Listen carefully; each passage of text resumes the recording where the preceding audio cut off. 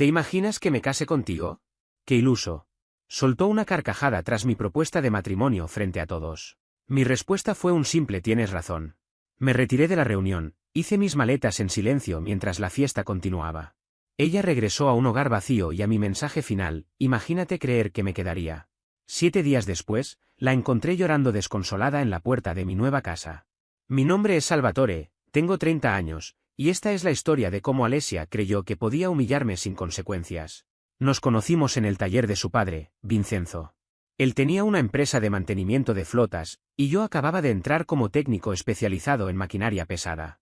Un día Alessia llegó con el almuerzo para su papá justo cuando yo estaba metido hasta los codos en una reconstrucción de transmisión.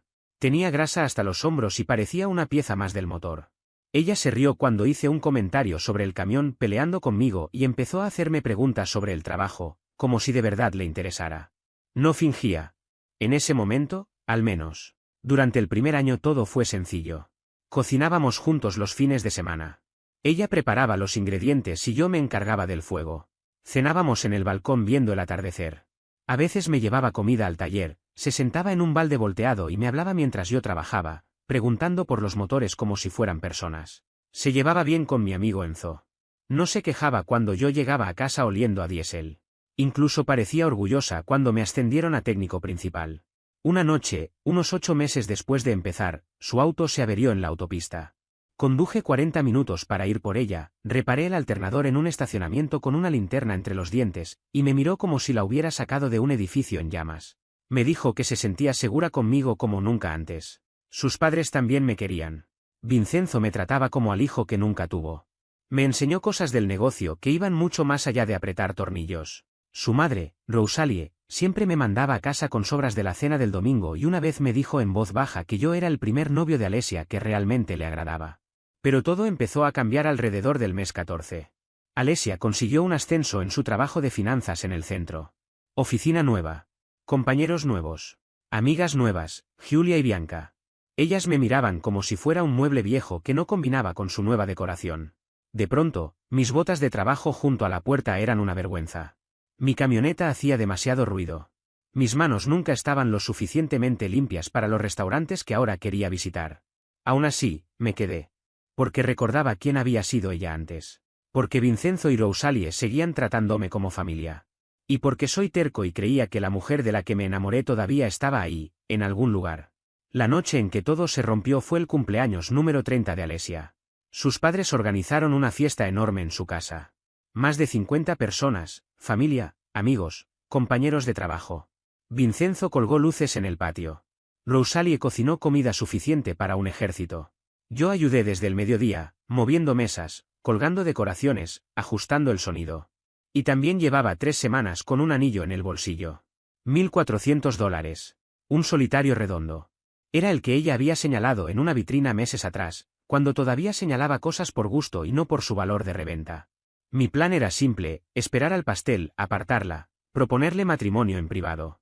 Nunca he sido de hacer espectáculos. Pero su hermana Chiara me vio tocarme el bolsillo por 10ª vez y lo entendió al instante. Era 3 años menor que Alessia y todo lo contrario a ella. Trabajaba como veterinaria y conducía un auto viejo. Siempre había sido amable conmigo. A veces sentía que era la única de su entorno nuevo que aún me veía como una persona. ¿Vas a proponerle hoy?, me preguntó. Le dije que sí. Se quedó en silencio unos segundos, como si dudara en decir algo, luego me deseó suerte y se fue con una expresión que no supe interpretar. A las 8, la fiesta estaba en su punto máximo.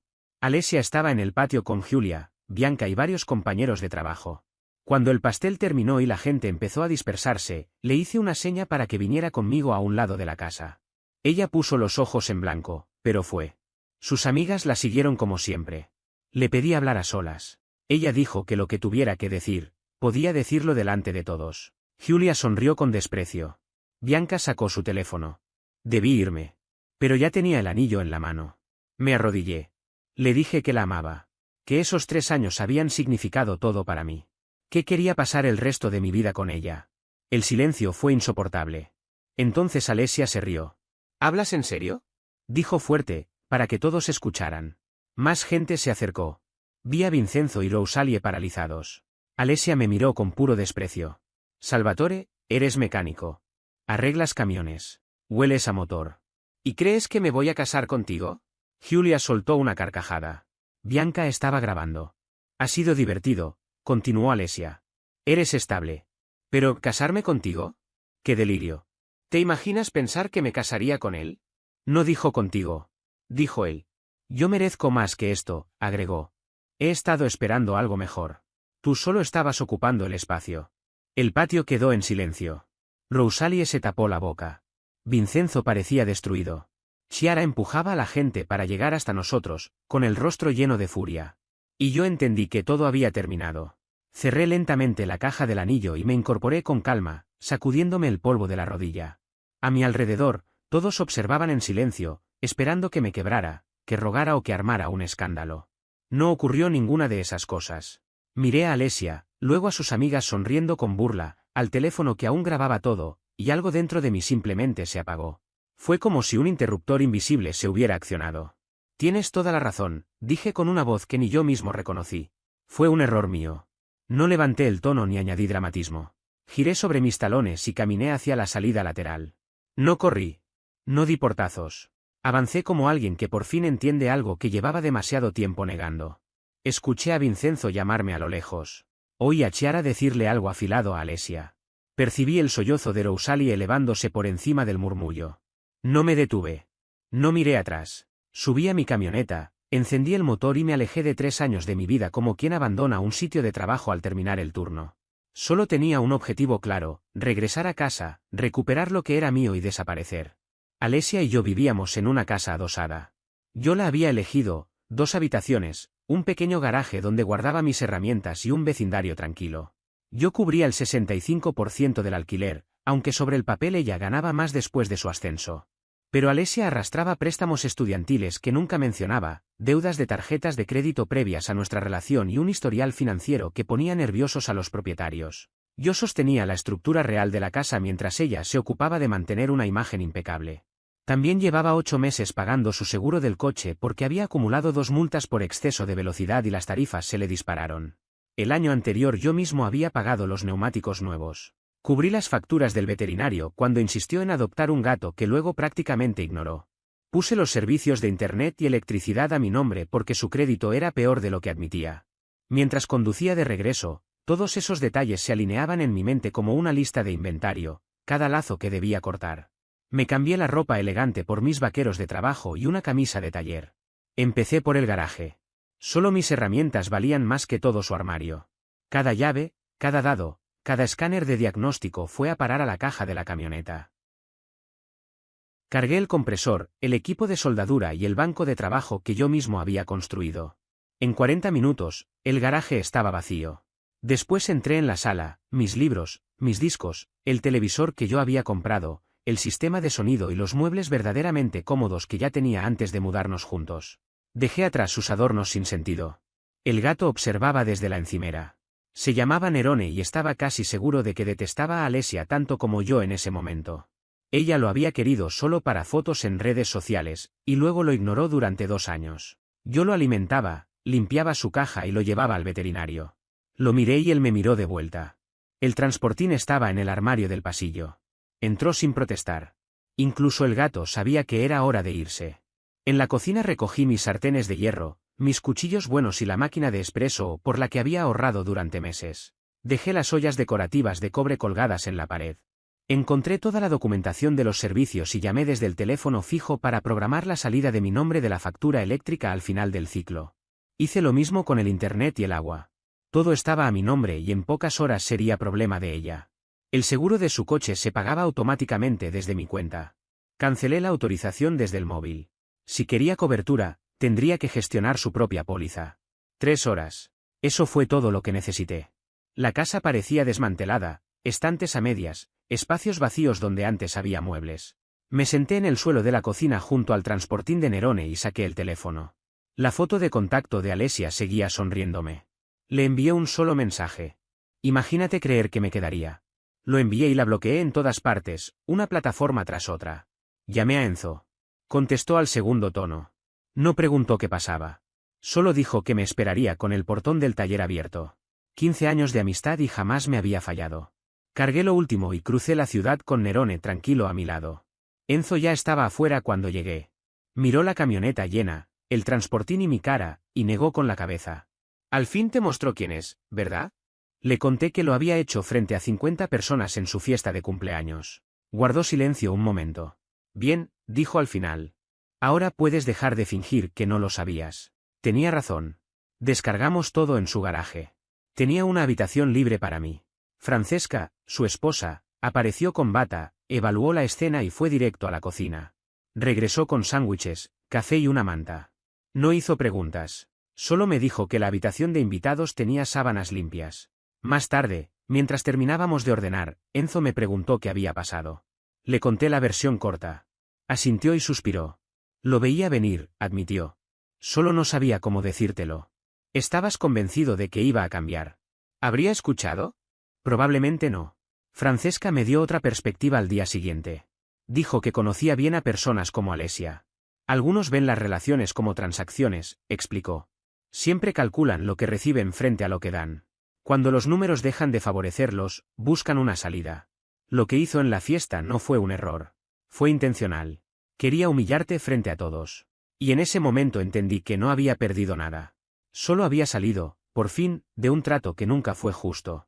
La humillación no fue algo improvisado ni producto de un arrebato. No fue una frase mal elegida ni un comentario que se escapó sin pensar. Fue un acto calculado. Ella quería testigos.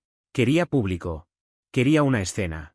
Quería que todos los que estaban allí, familiares, amigos, conocidos, vecinos, vieran que podía hacer algo mejor que yo. Que yo era el paso previo, el borrador, la opción provisional antes de algo que ella consideraba superior. No quería simplemente dejarme. Quería exhibirme.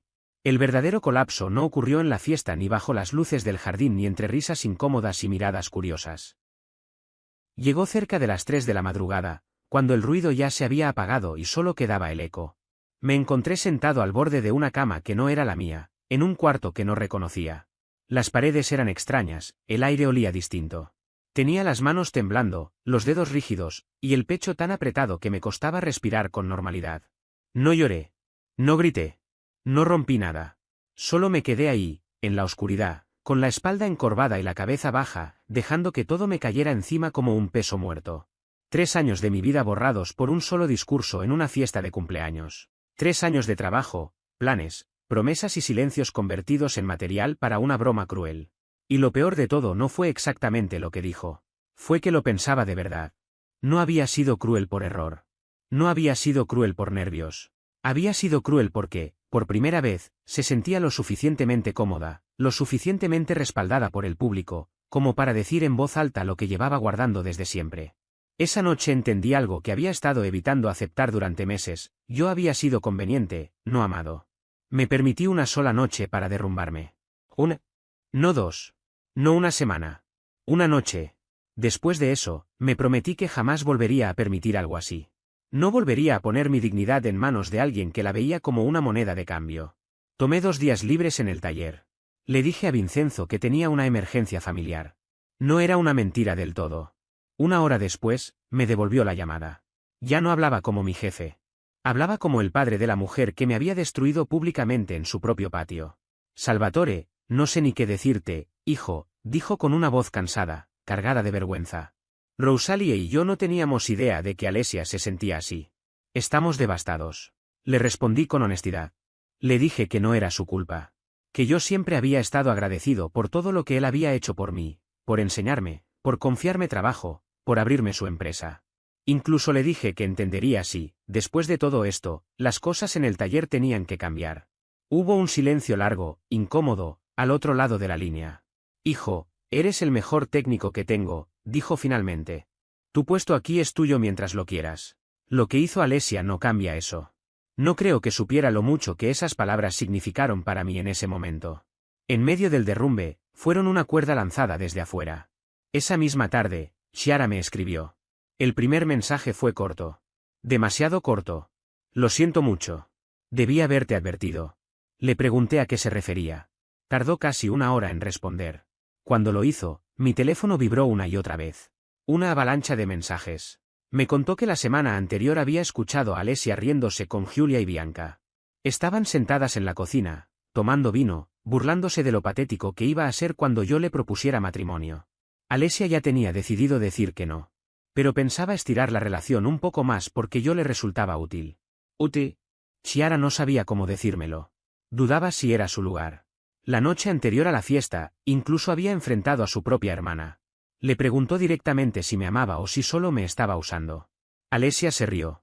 La llamó ingenua. Le dijo que nunca entendería porque jamás había tenido una relación real. Le dije a Chiara que no la culpaba. Que agradecía que, al menos ahora, fuera honesta conmigo. Le pedí que, si veía algo más, me lo hiciera saber. Necesitaba saber que se venía. Aceptó.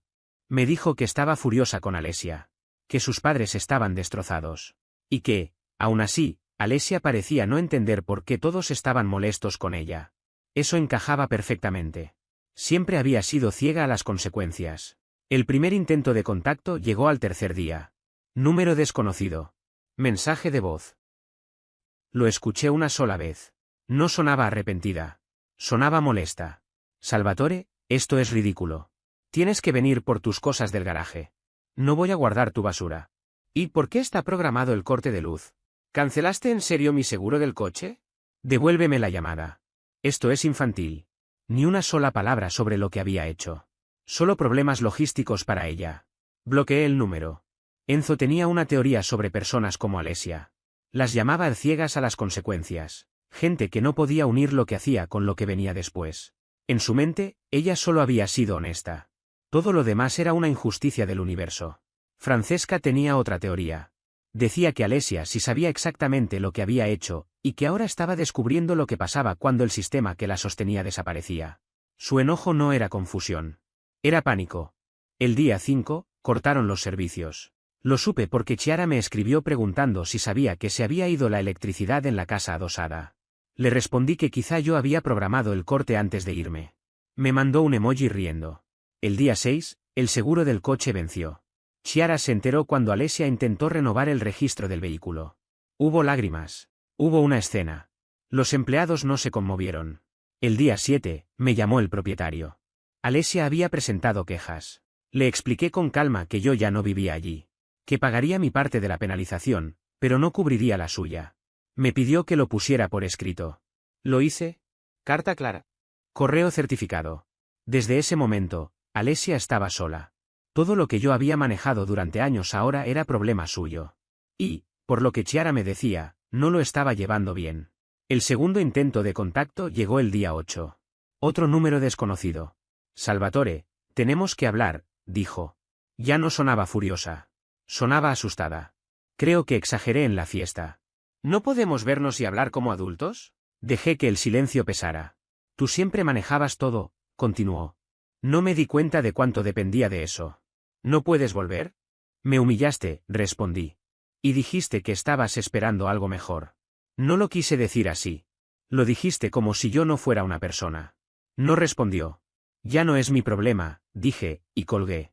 3 semanas después, Enzo me contó sobre Lorenzo. Chiara confirmó la relación días después. Alesia estaba publicando sin parar. Fotos, frases, declaraciones exageradas sobre su nueva vida increíble.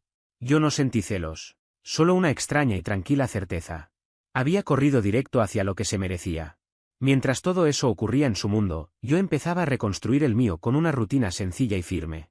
Cada mañana iba al taller y luego al gimnasio, como si el cuerpo necesitara recordar que todavía estaba en control. Me estaba quedando en la habitación libre del departamento de Enzo, y, para ser honesto, era más cómoda de lo que esperaba. Francesca no tuvo ningún problema con Nerone, que ahora parecía otro gato, más tranquilo, más cariñoso, como si agradeciera que por fin alguien lo mirara más de 2 minutos seguidos. Empecé a buscar un lugar propio. Algo pequeño, funcional. Nada lujoso, solo mío. Encontré un departamento de una habitación a unos 20 minutos del taller, limpio, silencioso, con un arrendador correcto. Firmé el contrato un jueves y ese mismo fin de semana comencé la mudanza. Fue durante uno de esos viajes, cargando una caja por las escaleras de mi nuevo edificio, cuando llegó el tercer intento de contacto. Número desconocido. Esta vez no era una llamada, sino un mensaje. Salvatore, por favor, solo habla conmigo. Todos están molestos conmigo. Mis padres no dejan de mencionarlo. Chiara no me habla. Giulia dice que debería haber manejado todo de otra forma. Estoy sola aquí. La falta de conciencia que tenía Alesia era casi admirable. Incluso después de todo, seguía sin comprender que había hecho mal. En su mente no existía culpa, solo la incomodidad de que la gente estuviera enfadada con ella. No respondí. Bloqueé el número y seguí subiendo cajas. Ese fin de semana Enzo me ayudó a terminar de mudarme. Francesca apareció con un regalo de bienvenida, una sartén de hierro fundido para reemplazar la que había tenido que dejar atrás. Mi nuevo departamento era básico pero funcional, una cama comprada por internet, un escritorio del mismo vendedor y una silla cómoda que encontré en una tienda de segunda mano. Nerone aprobó el lugar de inmediato. Se adueñó del punto más soleado junto a la ventana y lo defendía de absolutamente nadie, como si fuera un trono. Yo estaba reconstruyéndome pieza por pieza, día tras día. Según Chiara, Alesia estaba haciendo exactamente lo contrario. Su nueva relación iba mal. Lorenzo ya le había pedido dinero 2 veces. Primero por un supuesto problema temporal de flujo de efectivo. Después por una oportunidad de inversión que no podía dejar pasar. En apenas 3 semanas, ella le había prestado cerca de $600. ¿Te suena? Siempre había tenido debilidad por hombres que parecían sofisticados. La diferencia era que yo jamás le pedí un centavo. Su trabajo también se estaba desmoronando. Había perdido una fecha límite importante, lo justificó con asuntos personales y su jefa no aceptó la excusa. Se hablaba de un plan de mejora de desempeño. La mujer que se había burlado de mi empleo por considerarlo inferior ahora estaba en riesgo de perder el suyo. No me alegré al saberlo, pero tampoco sentí pena. Las consecuencias simplemente estaban llegando. El cuarto intento de contacto fue por correo físico. De algún modo había conseguido mi nueva dirección, probablemente a través del antiguo arrendador o algún rastro administrativo que no había logrado cortar. La carta tenía 4 páginas. Leí solo el primer párrafo, hablaba de lo injusto que era todo, de cómo nadie la entendía, de cómo yo la había abandonado sin darle oportunidad de explicarse. No seguí leyendo. Sabía exactamente qué venía después, yo. Siempre víctima, nunca responsable. La trituré, le di de comer a Nerone y vi un partido con el volumen bajo. En algún punto de la ciudad, Alesia estaba cayendo en espiral. Yo, por primera vez en mucho tiempo, estaba en paz. Pasaron 8 semanas desde la fiesta. 8 semanas fue lo que tardé en sentirme otra vez yo mismo. Estable. Firme. Como si por fin estuviera parado sobre suelo sólido después de meses de caminar sobre algo que siempre estaba a punto de quebrarse. En el trabajo todo iba bien. Vincenzo me dio un pequeño aumento sin que yo lo pidiera. Me dijo que lo había ganado. Que estaba contento de que siguiera ahí. El mensaje no necesitaba palabras, sabía lo que su hija había hecho y esa era su forma de equilibrar la balanza sin tener que mencionarlo. Lo agradecí en silencio. Mi departamento empezó a sentirse como un hogar. Compré un sofá pequeño, colgué algunos cuadros, instalé una cafetera. Nerone reclamó cerca del 60% del espacio disponible, lo cual parecía justo para un gato. Volví a conectar con personas que había perdido durante los años con Alesia. Amigos del instituto, compañeros del programa de aprendizaje, gente que ella había considerado aburrida o mediocre, y que resultaron ser exactamente el tipo de personas estables que yo necesitaba. Enzo y Francesca me invitaban a cenar casi todos los domingos. Asábamos algo, veíamos el partido de turno y hablábamos de cosas normales. Nada de drama. Chiara se convirtió en una aliada inesperada. De vez en cuando me mandaba mensajes con actualizaciones, siempre aclarando que no estaba espiando, solo pensaba que yo debía saber. Y lo agradecía. Saber lo que pasaba me permitía anticipar el caos. Y el caos estaba en camino. Alesia y Lorenzo se habían mudado juntos en menos de 2 meses. Él se había instalado en el antiguo townhouse, mi antiguo townhouse, porque su contrato de alquiler había fallado y necesitaba dónde quedarse. Traducción, lo habían echado y Alesia estaba demasiado desesperada para hacer preguntas. La familia estaba preocupada. Vincenzo y Rosalie intentaron hablar con ella, pero los acusó de no apoyarla. Dijo que nunca habían aceptado a Lorenzo, que me querían demasiado y no podían ver la verdad frente a ellos. La ironía era sofocante. El dinero también empeoraba. Lorenzo la convenció de invertir en algo, criptomonedas, forex o alguna otra promesa milagrosa. Ella puso una parte importante de sus ahorros. Los rendimientos que prometieron jamás llegaron. Mientras tanto, yo hacía algo que no había hecho en años, ahorrar. No cubrir errores ajenos, no financiar la vida de otra persona. Solo guardar dinero como un adulto funcional. Me compré una camioneta mejor. Usada, pero en buen estado. Pagué en efectivo. El 5.º intento de contacto llegó en la 10ª semana. Alesia apareció en el taller. Yo estaba debajo de una excavadora de 8 drenando líquido de transmisión cuando escuché el tono de voz de Vincenzo cambiar. Me deslicé fuera de la máquina y la vi parada junto a la puerta del taller. Se veía mal. Vincenzo caminaba hacia ella, dividido entre ser su padre y ser el jefe. Yo me quedé donde estaba, cubierto de aceite y grasa, sin el menor interés en lo que fuera que venía a decir. No puedes estar aquí, le dijo él. Esto es un sitio de trabajo. Solo necesito 5 minutos, respondió ella mirando por encima de su hombro hacia mí. Salvatore, por favor. Solo 5 minutos. No me moví. Lorenzo se fue, dijo con la voz quebrada. Se llevó todo. El dinero de la cuenta, el televisor, las joyas de mi abuela. Llamé a la policía, pero dicen que es un asunto civil porque vivíamos juntos. Vincenzo se giró hacia mí, buscando mi reacción. Mantuve el rostro inmóvil mientras Alesia hablaba. No dejé que nada de lo que sentía se filtrara hacia afuera. Ni la rabia, ni el cansancio, ni esa punzada vieja que todavía intentaba asomarse. Aprendí hacía tiempo que, cuando una persona llega pidiendo algo, mostrar emociones es regalarle una ventaja. Eso suena terrible, le dije al final, con una voz plana, casi clínica, pero no entiendo qué se supone que debo hacer yo con eso. Ella bajó la mirada, apretando los dedos entre sí como si tratara de impedir que le temblaran. Su respiración era corta, irregular. Lo sé, lo arruiné todo, susurró. Vine aquí a pedir ayuda cuando ni siquiera debería estar frente a ti. Pero no tengo a nadie más. Mis amigas dejaron de responderme. Elena me bloqueó después de que le pedí dinero prestado. No me queda nadie. Estoy completamente sola. No levanté la voz ni hice ningún gesto. Tomé un trapo del banco de trabajo y me limpié las manos con calma, retirando la grasa de los dedos como si ese movimiento mecánico me ayudara a mantener el control y a no decir algo que no pudiera retirar después. Tú misma lo dijiste, respondí al fin.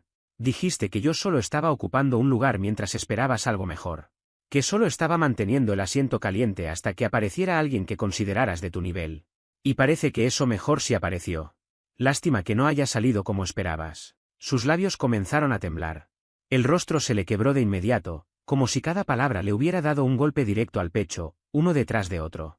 No lloraba todavía, pero estaba al borde. Desde atrás, Vincenzo avanzó un paso. Su presencia llenó el espacio. Alesia, esto ya terminó, dijo con voz firme. Tienes que irte. Este no es el sitio para esto.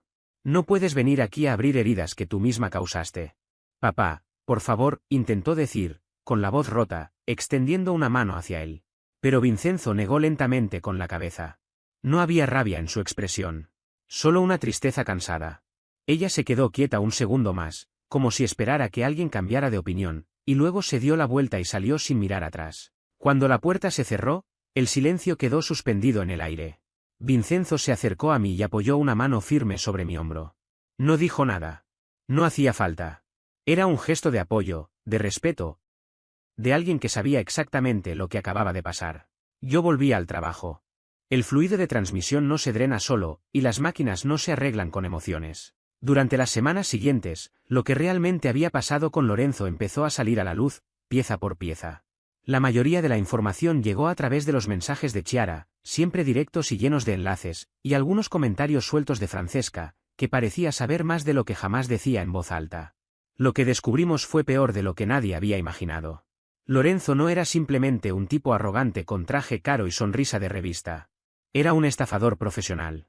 Su trabajo en finanzas existía, sí, pero solo lo justo para parecer legítimo. Era una fachada pulida para lo que hacía de verdad, localizar mujeres con dinero o con acceso fácil al crédito y vaciarlas sin dejar rastro. Chiara investigó por su cuenta y descubrió que había usado al menos 2 apellidos distintos en los últimos 5 años. También tenía una larga lista de demandas civiles, desalojos, deudas impagas y problemas legales en otros condados. En algunos lugares ni siquiera podía abrir cuentas bancarias a su nombre real. Alesia no fue su primera víctima. Ni siquiera la primera de ese mismo año. La supuesta inversión en criptomonedas nunca existió. Él la convenció de enviar dinero a una cuenta que él controlaba, le mostró capturas falsas de supuestos rendimientos, la empujó a invertir más y más, alimentando la ilusión de que estaba a punto de hacerse rica, y luego desapareció con todo. Lo más cruel fue lo que Chiara encontró después. Lorenzo había hablado de Alesia con alguien de su antigua ciudad. La describió como una presa fácil. Dijo que estaba tan desesperada por demostrar que había mejorado dejando atrás a su novio mecánico, que no hizo una sola pregunta. No verificó su empleo.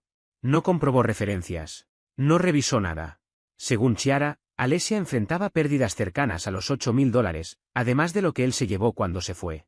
Y eso sin contar el golpe emocional de descubrir que toda su nueva vida había sido una mentira cuidadosamente armada. El karma tiene una forma brutal de llegar, y cuando lo hace, no pide permiso. El daño fue inmediato y se extendió como una grieta. Las tarjetas de crédito de Alesia estaban al límite. Ahora debía cubrir sola el alquiler del dúplex y ya había dejado pasar un pago. El aviso de retraso estaba pegado en su puerta. Su coche necesitaba reparaciones que no podía pagar. En el trabajo, su situación empeoró después de ausentarse varios días durante el desastre con Lorenzo, y los rumores no ayudaban. Vincenzo y Rosalie hicieron lo que pudieron, pero incluso los padres tienen un límite. Durante un almuerzo, Vincenzo me dijo en voz baja que habían sido claros con ella, tenía que empezar a hacerse responsable de sus decisiones. No más rescates. No más excusas. No más cheques para tapar errores. Chiara fue menos suave. Le dijo exactamente lo que pensaba de su comportamiento durante los últimos 3 años, incluyendo cómo me había tratado. La conversación terminó mal. Desde entonces, ya no se hablaban. Giulia y Bianca desaparecieron, como siempre ocurre con ese tipo de amistades. Cuando Alesia tenía estatus, dinero y un novio importante, estaban ahí. Cuando cayó, de repente todas estaban demasiado ocupadas para contestar un mensaje. Yo, en cambio, estaba bien. Más que bien. Tenía mi departamento. Tenía mi trabajo.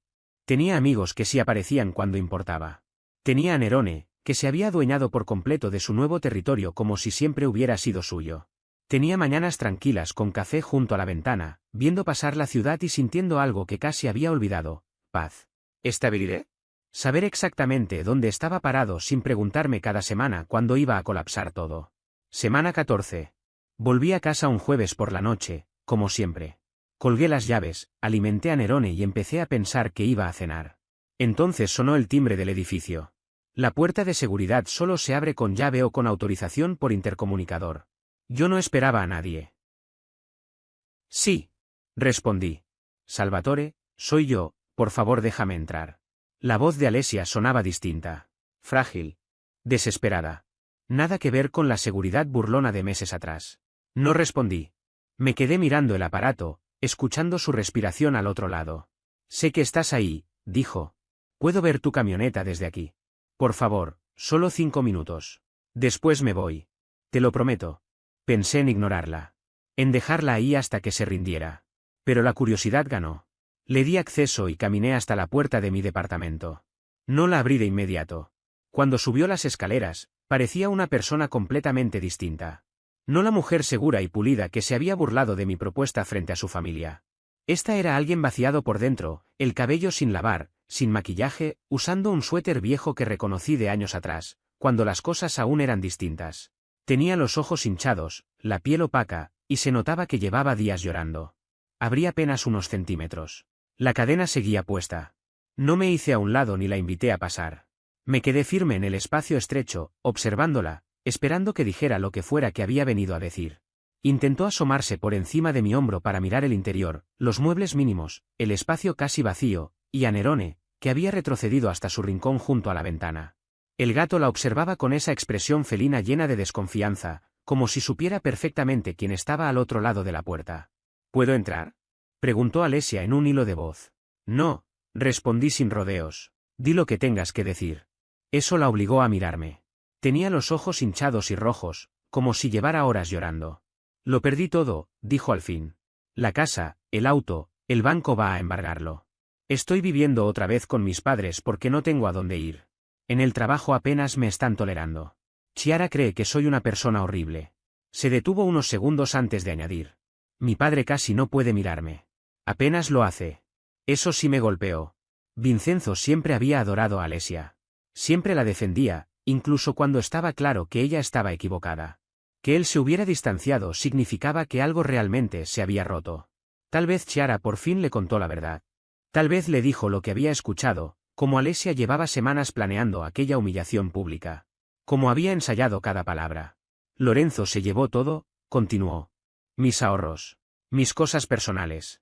Incluso el anillo de mi abuela, el que pensaba usar algún día en mi boda.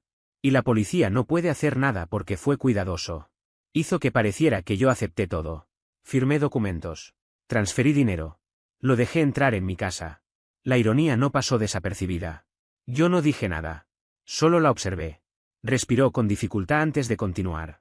He pensado mucho en la fiesta, en lo que dije, en cómo te traté. No solo esa noche. Desde mucho antes. Meses, quizás años. Estaba equivocada, confesó, y parecía dolerle decirlo. No solo contigo. Con todo. Creí que quería emoción, aventura, alguien que encajara con la vida que imaginaba que merecía. Soltó una risa hueca, sin humor. Y conseguí exactamente lo que pedí. Nerone soltó un maullido breve, seco. Hasta el gato parecía cansado de todo aquello. Salvatore, dijo ella, acercándose un paso. Sé que no tengo derecho a pedir esto, pero, ¿hay alguna posibilidad de que lo intentemos de nuevo? Sus ojos estaban llenos de desesperación. Sé que lo arruiné. Sé que te herí. Pero tú eras estable. Bueno. Confiable. Y lo tiré todo por alguien que solo me veía como un objetivo. Extendió la mano hacia la mía. Yo la aparté. Haré lo que sea, insistió. Mudarnos. Empezar en otro lugar. Lo que tú quieras. Yo solo, su voz se quebró. No puedo con esto sola. Tú siempre te ocupabas de todo, y ahora me estoy hundiendo. Ahí estaba. Detrás de las disculpas y los remordimientos. Dejé que el silencio se hiciera pesado. Así que ahora que lo perdiste todo, dije con voz plana, quieres arreglar las cosas porque yo era útil. Se estremeció al escuchar sus propias palabras reflejadas. Recuerdo cada cosa que dijiste, Alesia. Cada una. Y las dijiste en serio. Estaba equivocada. No, la corregí. Solo mostraste quién eres. Dijiste en voz alta lo que llevabas pensando desde hacía mucho tiempo. Y ahora quieres que actúe como si nada hubiera pasado porque tu plan B fracasó. Las lágrimas le corrían por el rostro. No soy tu red de seguridad, continué. No soy el lugar al que vuelves cuando todo sale mal. Valgo más que lo que puedo hacer por ti. Y merezco a alguien que lo entienda desde el primer día, no solo cuando se queda sin opciones. Por favor. Negué despacio. No. No hay ninguna posibilidad. Nunca la habrá. Lo que dijiste aquella noche mató todo lo que había entre nosotros. Ella empezó a sollozar con más fuerza. Tienes que irte, dije. Tienes que aprender a manejar tu vida por tu cuenta. A ser responsable de ti misma. A dejar de buscar a alguien que te cargue. Alesia abrió la boca como si fuera a decir algo más, pero no salió ningún sonido. Su mirada se movió por el pasillo, luego volvió a mí. No había rabia ahí. Solo una mezcla amarga de miedo y comprensión tardía. Yo no, susurró. Yo pensé que aún me quedaba algo. Eso fue lo que perdiste, respondí con calma. No fue la casa, ni el auto, ni el dinero. Fue la confianza. Y eso no se recupera. Se pasó las manos por el rostro, como si intentara limpiarse algo que no se iba. ¿Entonces esto es todo? Asentí una sola vez. Esto es donde cada uno se hace cargo de lo suyo. Se quedó quieta varios segundos. Finalmente dio un paso atrás. Luego otro. Como si cada centímetro que se alejaba le pesara. Salvatore, murmuró, sin fuerza. No contesté. Cuando se dio la vuelta, su andar ya no tenía dramatismo. Era lento, torpe, como alguien que por primera vez camina sin que nadie lo sostenga. Cerré la puerta con suavidad. No la bloqueé de golpe. Solo la dejé cerrarse. Nerone saltó desde la ventana y se acercó a mí, rozando mis piernas. Me agaché y le acaricié la cabeza. El silencio del apartamento ya no era incómodo. Era limpio. Volví a la cocina, me serví agua y me apoyé en la encimera unos segundos, respirando profundo. No sentía triunfo. Tampoco rabia. Sentía algo mucho más raro. Paz. No porque ella se hubiera ido. Sino porque yo, por fin, ya no estaba esperando que volviera.